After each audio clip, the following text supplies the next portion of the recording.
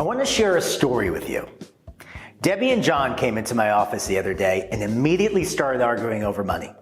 They couldn't agree on what they wanted, what their goals should be, what actions they wanted to take, and they're not alone.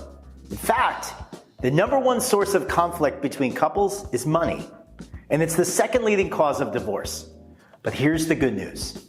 Whatever amount of money you have, you can make it a valuable resource instead of a source of conflict. And it comes down to this: communication.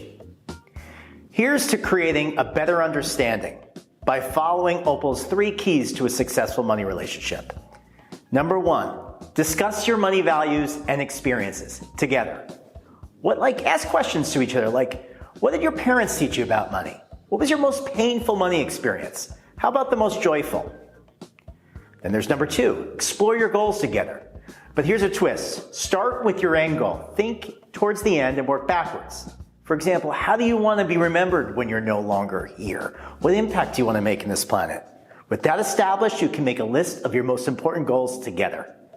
And then number 3, set up automated savings accounts to keep your goals on track, whether it be retirement, a house, vacations. Automation helps you keep your financial future on track, and it prevents stress and conflict.